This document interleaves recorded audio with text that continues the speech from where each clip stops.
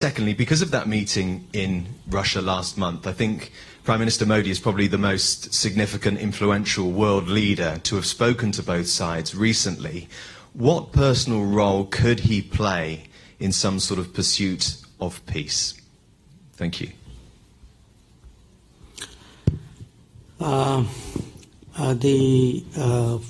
Yours was the first question. In terms of the peace in Ukraine summit, it was discussed at some length because much of what President Zelensky said revolved around, not everything, but a significant part of it. Now, where they go, at the end of the day, it's their initiative. Okay? It is their initiative in which we have taken part. I mean, if you look at it from at every stage of that initiative, when it started in Copenhagen, his predecessor was there. Then the NSA went into Jeddah. The deputy NSA went to Riyadh and to Davos. Similarly, the hybrid formats in Doha, even at Bergenstock, we have been represented at that level.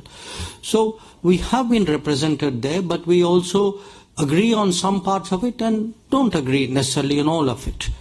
So I think there was a very open discussion on this. Now, what will be the next steps? Who exactly will come? Will the Russians come in, not come in? That's really not an issue for us to take a call. I mean, that's an issue which presumably the government of Ukraine is dealing with. Siddhant, regarding your issue on Kursk, yes, I would say the military situation, including some recent developments, did come up for discussions. In terms of the visit, what you asked about the homage, particularly to the children. Look, in any conflict, obviously, any death is something which is, to put it mildly, regrettable. And if it is a civilian death, a humanitarian death, even more so. And if it is a child's death, even more so. So I think it is something which touches everybody. And even, when we were in Moscow, it is a subject on which the Prime Minister spoke publicly. So I think it was very natural for him to come and express that feeling in some kind of gesture. Regarding your question, in our part of the world, when people meet people, they are given to embracing each other. It may not be part of your culture, but I assure you it's part of ours. So, in fact, today I think I saw the Prime Minister also embrace President Zelensky, and I've seen him do it with a number of other leaders in a number of other places. So I think perhaps we have a slightly cultural a gap here in terms of what these courtesies mean. पूरे दुनिया में तहलका मचा हुआ है, मोदी की नाम हो रहा है। पूरे दुनिया में इस समय सभी जितने बड़े बड़े मुल्क थे, किसी जमाने में रशिया की हम लोग कहना नहीं चाहिए चाटुकारिता करते थे। आज रशिया हमसे हमारे आगे सजदा किए हुए। यूक्रेन जो हमेशा भारत के खिलाफ मतदान करता था, वो भी भारत के चरणों में इस समय। और ये मोदी का है कि आज संयुक्त राष्ट्र संघ के सभी संयुक्त राष्ट्र संघ के महासचिव ने स्पष्ट कहा है कि अगर कोई समझौता करा सकता सिर्फ मोदी। रशिया के राष्ट्राध्यक्ष भी उनसे गले मिले थे दोनों लोग। यूक्रेन के भी दोनों लोग मोदी ने गले लगा लिया, दोनों लोग गले मिले। ऐसी बात नहीं है, दोनों लोग मिले। ये सीन हिंदुस्तान में इंडी गठबंधन और साथ में जो एक और गठबंधन चल रहा है ठगबंधन, उन सब ने मिल करके विदेशों में रहने वाले लोग George Soros, BBC, specially BBC इस समय खिलाफ है हिंदुस्तान की एकता यूनिटी के लिए। राम मंदिर के खिलाफ उन्होंने न्यूज़ डाली थी, केंद्र सरकार के खिलाफ, चलिए केंद्र सरकार के खिलाफ डाली, तमाम भारत के राष्ट्रीय मुद्दों पे, सुरक्षा के मुद्दों में बीबीसी का दृष्टिकोण हमेशा खराब रहा। जब दोनों लोग गले मिले, दोनों लोगों के शिकवे दूर हो गए और कहा ज़ेलेंस्की ने कि मुझे पूरी उम्मीद है भारत जो है शांति ला सकता, और दोनों देशों में इस समय युद्ध विराम चल रहा है। मोदी गए, ट्रेन से मोदी गए, काफ़ी लंबी यात्रा थी। रूस और यूक्रेन में इस समय शांति हो गई, ये दम सिर्फ मोदी में थी। नाटो के भी गए, कंट्रियाँ गई, पोलैंड गए, वहाँ गए, मगर युद्ध विराम नहीं रुका। अमेरिका के भी राजनयिक गए, कई राष्ट्राध्यक्ष गए, युद्ध विराम नहीं रुका। ये मोदी की दम थी। आपको बता रहे बीबीसी आग बबूला है, तमाम लोग ये सीन देख नहीं पा रहे हैं। ये चिढ़न और ये आप समझ लीजिए फ्रस्ट्रेशन बीबीसी का साफ झलक गया, और बीबीसी के पत्रकार ने हमारे विदेश मंत्री एस जयशंकर से पूछ ही दिया कि ये क्या था गले मिलना, तो कितना बढ़िया जयशंकर जी ने जवाब दिया है। उन्होंने भी कहा कि हमारे यहाँ ये कल्चर में है, आपके यहाँ कल्चर में नहीं होगा। आपको बता रहे बीबीसी के पत्रकार की बिल्कुल मुँह धुआं होगी। और ये करके आप समझ लीजिए पूरे वर्ल्ड में इस समय यही चर्चा चल रही कि भारतीय लोग कितने हैं, कितने अच्छे ढंग से ये लोग मिलते हैं। दूसरे राष्ट्राध्यक्ष खुश हो गए और ज़ेलेंस्की खुश हो गए। उन्होंने कहा कि भारत पर मुझे भरोसा है, युद्ध विराम भारत युद्ध से हमें बचाएगा। विदेश मंत्री एस जयशंकर जी ने प्रेस वार्ता को संबोधित किया, और उन्होंने प्रेस वार्ता में भी कहा कि हालिया कूटनीतिक व्यवस्थाओं, खासकर जुलाई में उनकी रूस यात्रा के बारे में विदेशी पत्रकारों की चिंताओं का जवाब दिया। रूसी राष्ट्रपति व्लादिमीर पुतिन के साथ गले मिलने की पश्चिमी आलोचना के बाद पीएम मोदी ने यूक्रेन का दौरा किया। बीबीसी के एक रिपोर्टर द्वारा पूछे गए एक सवाल के जवाब देते हुए जयशंकर जी ने फरमाया, जिसने दावा किया है और जिसमें दावा किया गया कि कई लोग पीएम मोदी और पुतिन के बीच बातचीत को देखकर बहुत परेशान थे। वास्तव में भारत के इंडी गठबंधन के लोग, जॉर्ज सोरेस, बीबीसी, तमाम जो भारत विरोधी हैं, भारत को नष्ट नाबूद देख रहे हैं, सबसे ज़्यादा पाकिस्तान दुखित है। जयशंकर ने पश्चिम और पूर्व के बीच सांस्कृतिक अंतर पर प्रकाश डाला। अब आपको बताएं कि जिस तरह से भारत से वो गले मिले हैं, पूरे दुनिया पाकिस्तान पे हर जगह ये फ्रंट पे फोटो है।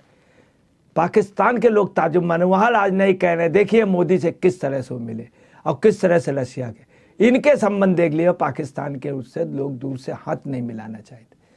जयशंकर जी ने आगे बताया कि प्रधानमंत्री मोदी ने 23 अगस्त को जब दोनों नेताओं को मुलाकात हुई, तब उन्होंने यूक्रेनी राष्ट्रपति वोलोदिमीर ज़ेलेंस्की को भी गले लगाया था।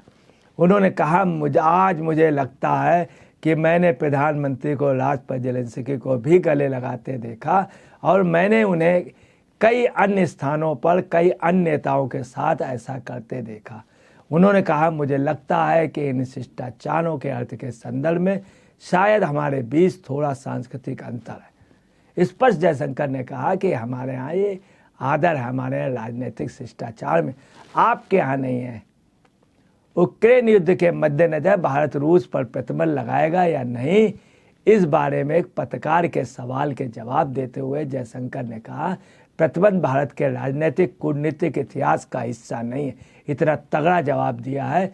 जानबूझ के उस पत्रकार ने ऐसी बात पूछी कि भारत यूक्रेन पे क्या प्रतिबंध लगाएगा, तब जाके जब यूक्रेन पे है हमारे प्रधानमंत्री, तब जानबूझ के ये एक भड़काने की बात थी। उन्होंने कहा हमारे कल्चर में नहीं है।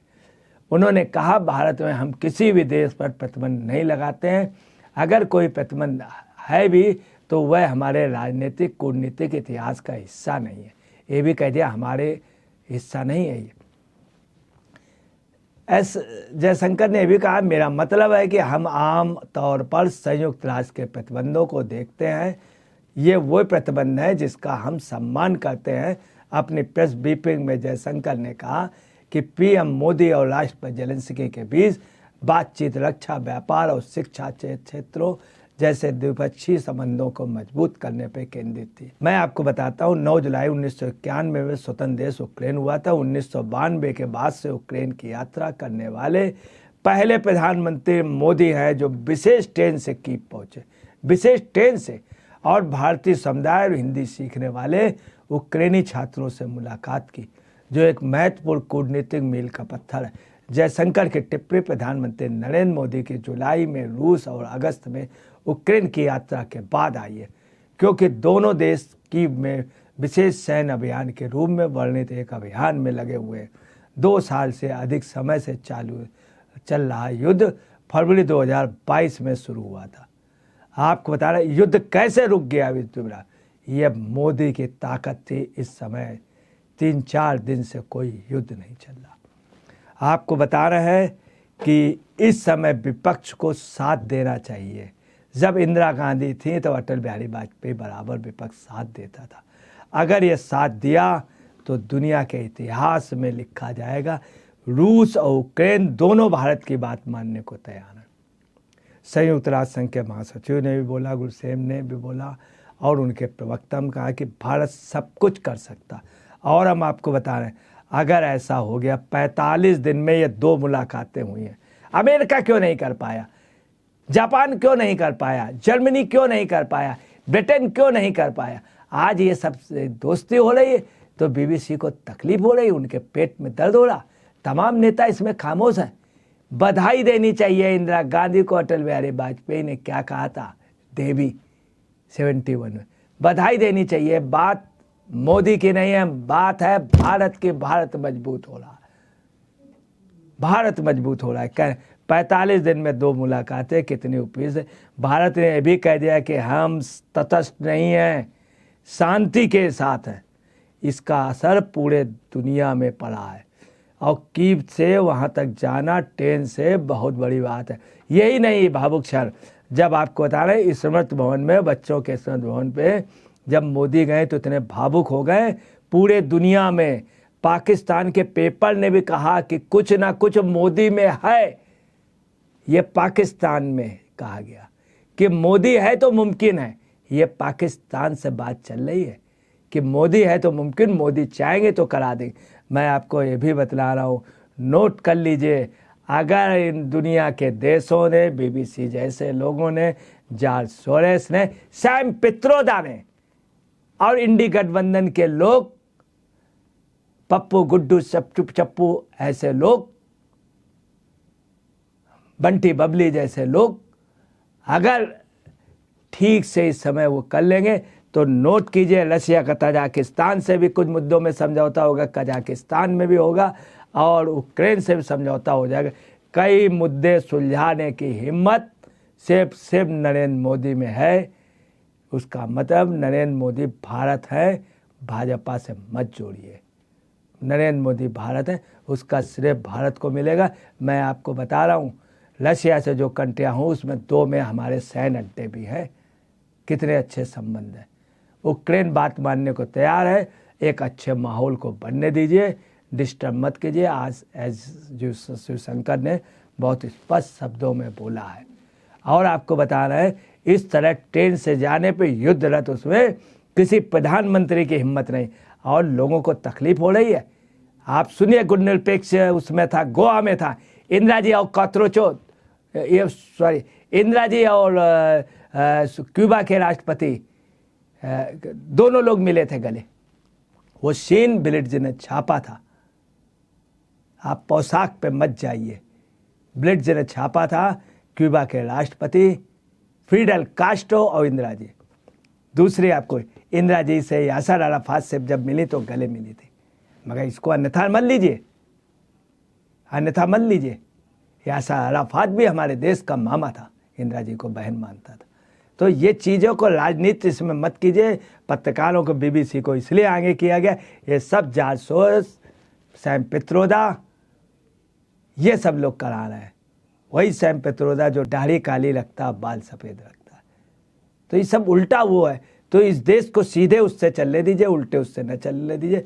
कुल मिला के बहुत अच्छा हुआ, हिंदुस्तान का पहला व्यक्ति ने दिखा दिया।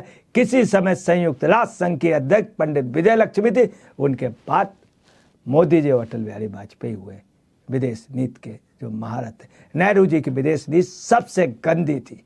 दोस्तों नमस्कार, मैं अजय पत्रकार। In terms of what you asked about the oil issue, look, India is a big oil consumer. It's a big oil importer because we don't have oil. Now, it's not like there's a political strategy to buy oil. There is a oil strategy to buy oil. There's a market strategy to buy oil. So the figures of where we get our oil imports go up and down. It depends on the state of the market. But it would definitely, I think the fact that the market is tight, that today big suppliers like Iran and Venezuela, who used to supply India, are constrained from operating freely in the markets, I think is a factor which needs to be taken into account. Regarding the conversation between the Prime Minister and President Zelensky, I think it was a perfectly convivial conversation. I think it was very constructive. I think there was a lot that we said which he heard with a great deal of attention. He knows that we mean well by Ukraine. He knows that we are today very, very keen that this conflict should come to an end. And essentially what the message from our side to him, which surely would have not come as a surprise to him, is that, if there is anything that we can do in any way, in sort of upfront or behind or supporting somebody, it's the objective that we are interested in rather than the process. We are willing to do whatever we can because we do think that the continuation of this conflict is terrible obviously for Ukraine itself and for the world as well. Good afternoon, sir. My name is Ashok from ANI. I have a question that Prime Minister Modi's visit to Ukraine has sent us positive sign to the world, including India. Will this is the favorable time for the Indian students to return Ukraine for their study? Okay. Who was the first question? Umashankar. हाँ, आपका सवाल जो था, I'll do it in both Hindi and English. देखिए, ऐसा था कि पहली बार भारत के प्रधानमंत्री 1992 के बाद उक्रेन आए हैं, तो ये अपने आप में इसका महत्व होता है। तो जैसे ऐसे समय में ये भी स्वाभाविक है कि प्रधानमंत्री जो हैं वो अपने होस्ट को, प्रेसिडेंट ज़ेलेंस्की को निमंत्रण देते हैं। इस बार उन्होंने दिया था, तो हमारी अपेक्षा है कि उनके सुविधा के अनुसार राष्ट्रपति ज़ेलेंस्की जो है भारत में उनका विजिट भी होगा। So essentially what I said was that a Prime Minister was here for the first time after 1992. It is natural on such occasions that he extends an invitation, which he did in this case. So we expect that at some point, as per his convenience, President Zelensky will visit India. On the second question, the peace formula. Look, we've been involved and with the multiple meetings of the summit, starting from Copenhagen, as I said, at a very senior level. How to take it forward? I think there is a diversity of views. I mean, there's a diversity of views, not just involving India. I think many other countries who have also taken part in this summit have their particular views on how to take it forward. Now, what we heard from the Ukrainian side today was their view and, their expectation on how to go forward, which, is understandable. But I think in terms of our view is that any exercise, if it has to be productive, will naturally have to involve the other party concerned. I mean, it cannot be obviously, a completely one-sided or a one effort which would fructify.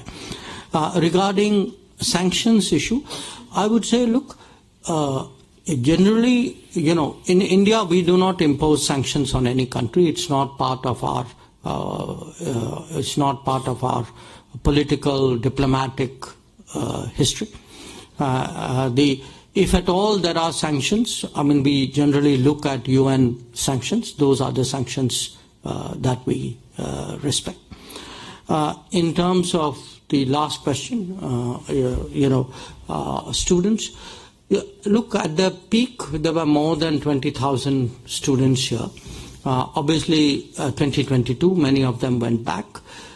Some have come back.